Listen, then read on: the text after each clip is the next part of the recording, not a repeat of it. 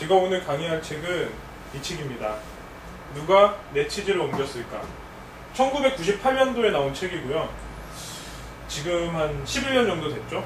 이 책을 발표하게 된 이유는, 강의하게 된 이유는 많은 사람들이 지금 혼란스러워하고 있습니다. 이 변화에. 어떤 사람은 또 변화를 느끼는 사람도 있고, 어떤 사람은 변화조차 느끼지 못하는 사람도 있습니다. 그러니까 제가 아시는 분들은 정말 열심히 회사 일을 했습니다. 충성도 하고 열심히 하고 회사가 망해버리더라고요. 왜 망했냐? 그 현대 계열사인데요. 현대 계열사, 현대 납품을 하는 회사인데, 현대 회사에 현대가 어느 부분에서 사업부에서 그 사업부가 더 이상 사업을 하지 않게 되니까 10년 동안 계속 흑자를 내다가 여기에 전부 다 납품을 했는데 현대 사업부가 문을 닫게 되니까 이쪽도 당연히 회사를 할 수 없는 지경이 됐거든요. 그래서 회사가 부도가 났어요. 이런 기업들이 되게 많거든요. 지금 미국 같은 경우는 GM이랑 포드나 뭐 이런 회사들 같은 경우는 많이 힘이 들죠. 절대 안 무너질 거라고 생각을 했고, 특히 GM 같은 경우. GM이 원래 1등이었거든요. 자, 만약에 정말 내가 열심히 일을 하고 정말 사명감을 가지고 뭔가를 열심히 했는데 어느 날 이렇게 문이 닫고 없어지는 경우 어떻게 해야 되나? 특히 앞으로 계속 그럴 일이 많을 거거든요. 향후 2, 3년간은. 이럴 때는 어떻게 해야 되나? 근데 이 책이 그 11년 전에 나왔던 이런 상황들이 11년 전에 나왔던 이 책에 어떻게 하면 이런 상황들을 잘 버텨낼 수 있고 또 극복을 하고 또 그 극복을 한 게 그 전보다 더 발전을 하면서 극복을 할 수 있는지 뭐 이런 내용들이 있습니다. 특히 또 스펜서 존스는 특징이 그래요. 그냥 우화처럼 이야기를 만들면서 많이 깨닫게 해줘요. 참 쉽게 얘기를 하거든요. 하지만 그 내용을 깊이 들어가 보면 참 심오하고 정말 어렵게 보자면 참 어려운 내용인 것들이 참 많아요. 그러니까 이 책은 아마 고등학교 다닐 때 아마 대부분 읽었을 것 같은데, 그 책을 읽고는 그때는 그냥 쥐 4마리 이야기구나 이 정도 느낌이었을 것 같아요. 하지만 지금 이 얘기를 다시 듣는다면 되게 많은 걸 느낄 수 있을 것 같습니다. 여기에는 이렇게 이 4마리 쥐가 나와요. 물론 뭐 이렇게 사진이 나온 건 아닌데 제가 한번 찾아봤어요. 비슷한 게. 먼저 스니프하고 스컬이라는 쥐가 나오는데, 스니프는 킁킁거리면 냄새를 맡는다는 뜻인데요. 그러니까 이 사람은 또 이름도 편안하게 지어놨어요. 그 이름이 어떤 벌써부터 내용의 결말을 담고 있더라고요. 그 다음에 스컬이는 종종거리면서 급하게 달린다. 즉 이런 두 사람들이 앞으로는, 이런 두 특성을 가진 사람들이 앞으로 성공을 할 수 있다는 거죠. 변화되는 세상에. 킁킁거리면서 냄새를 맡는다는 건 무슨 뜻이냐면 항상 파악을 한다는 거예요. 세상이 어떻게 변하는지 주시하고 있다는 거고, 그 다음에 종종거리면서 급하게 달린다. 이거는 많이 생각을 하기보다 좀 실천가인 유형이죠. 이런 사람들 경우에는 종종거리면서 급히 달리는 이런 쥐의 모습으로 좀 얘기를 한 것 같고요. 비유를 한 것 같고, 그 다음에 허는 점자를 뺀다. 어떻게 보면 이 허가 주인공입니다. 처음에 변화가 일어났는데 이 친구라고 하기보다 이 쥐는, 허는 이렇게 처음에는 내가 이렇게까지 해야 되나? 좀 약간 안주를 하는, 선구자보다 좀 약간 뒤늦게 출발을 하는 이런 스타일이고, 햄은 계속 기다리는 거예요. 그러니까 치즈가 없어졌음에도 불구하고 치즈가 언젠가 올 거다. 그래서 이 치즈가 왜 없어졌는지 좀 분석을 해보자. 다시 내가 치즈를 얻으려고 다시 가기에는 내가 너무 늦었다. 이제는 못할 것 같다. 앉아서 고민만 하는, 어떻게 보면은 정말 우리 주변에 많이 볼 수 있는 그런 사람들이죠. 그러니까 정보화 사회라는 말도 나온 지가 되게 오래됐어요. 하지만 지금 정보화 사회가 급속도로 변해가고 있거든요. 그리고 정보화 사회로 변화간 흔적 속에는 폐허들만 남아있는 것 같아요.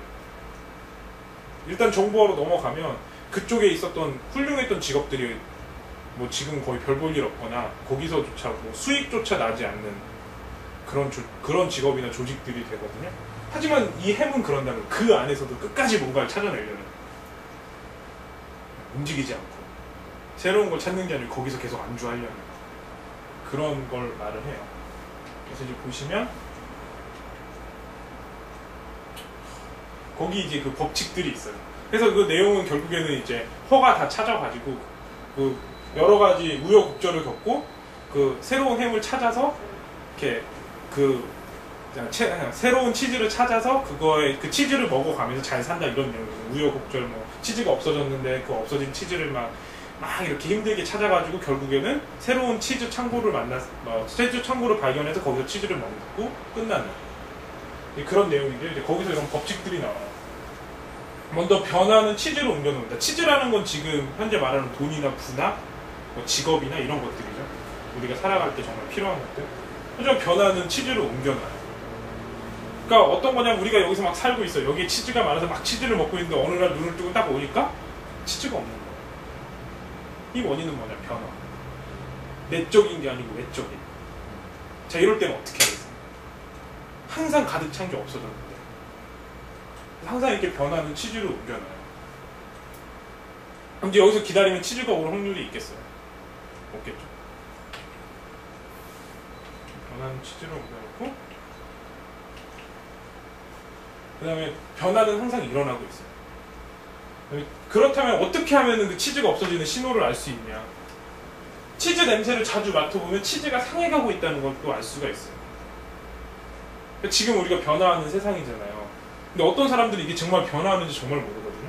하지만 뭐 공부를 한다거나 아니면 그쪽 시야에 맞춰서 계속 정보를 하다 보면 이게 너무나 급속도로 변화하고 있다는 걸 발견을 할 수가 있어요. 그러니까 항상 치즈 냄새를 자주 맡아봐야 돼요. 저희는 항상 그렇게. 아, 지금 세상이 어디로 큰 틀로 변하고 있으니까 그 신호들을 자꾸 봐야 돼요. 그래서 우리가 결국 이 세상이 어디까지 갈 거고 어디에 이 새로운 치즈들이 많이 모여있는 곳, 어디가 정말 우리 부가 쌓여있는 곳인지 우리가 발견을 해서 가야 되는 거죠. 그렇죠?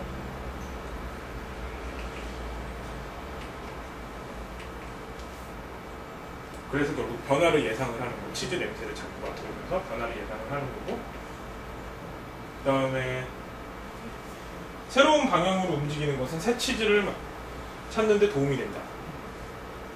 즉 지금까지 왔던 길은 답이 아니거든요. 그러니까 뭐 우리가 졸업을 해서 대학교를 들어가서 열심히 공부해서 영어 공부 열심히 해서 어느 회사에 직원으로부터 들어가기 시작을 하겠죠. 인턴부터 차근차근 뭐 이제 우리가 이제 어느 정도 직급이 올라올 때쯤 뭐 회사가 문을 닫겠죠. 이제 한 10년이면은 대부분 회사들이 사이클이 다 돌아가거든요. 근데 이때 내가 자기 개발을 안 해놓거나 새로운 변화에 준비를 안 해놓고 어느 날 갑자기 회사는 없어지고 내가 할 수 있는 일은 이거밖에 없고 업종이 없어지는 경우가 생기니까 회사가 안 돼. 그럼 나는 결국에는 계속 패배자가 되겠죠. 아니면 이런 생각을 하는 경우 있죠. 어차피 나는 이 일을 했으니까 난 이걸로만 먹고 살겠다. 그렇죠? 그 돈에 같은 방향으로 가요. 하지만 이제 우리는 세상이 변해가고 있으니까 다른 방향으로 생각을 해봐야겠다. 우리가 뭔가를 만들어보자. 왜냐 10년 주기로 계속 변한다는 건 더 빨라지거든요. 회사 유통기간이 10년밖에 안 된다는 건 미래가 되면 5년, 4년, 3년이 될 수도 있는 거고. 그렇다면 계속 회사가 만들어지고 없어지고 만들어지고 없어질 때는 그 만든 사람들은 돈을 벌거든요. 그럼 우리도 차라리 만들자. 어차피 10개 만들면 그 중에 한두 개 끼면 차라리 어느 회사에 3년 준비해서 취직해가지고 이게 4년 후면 망한 회사인데 우리가 열심히 해서 이 회사 3년 때 정도 되니까 회사가 괜찮아서 그 회사에 들어갔는데 1년 후에 딱 망하면 우리가 할 게 없잖아요. 우리가 그런 회사를 아예 만들어버리면 되잖아요. 그런 방법으로 가자. 이게 저희 그 방법인 것 같아요. 근데 보통 사람들은 이제 그렇게 안 가죠. 그러니까 자꾸 그러는 거예요. 나는 열심히 일했는데 왜 회사에서 쫓겨나야 되고 나는 정말 충성을 다했는데. 보면 대부분 그렇죠. 내가 실력을 평소에 계속 늘려놓고 수많은 부가가치를 창출해줬는데 회사에서 나를 그만두라고 했다. 이런 내용은 거의 없고 들어보면 내가 그렇게 회사에 충성을 했는데 내가 정말 하라는 대로 다 했는데 어떻게 회사는 나한테 이럴 수가 있나. 이런 말을 많이 듣죠. 그거는 이렇게 갔기 때문에 그래요.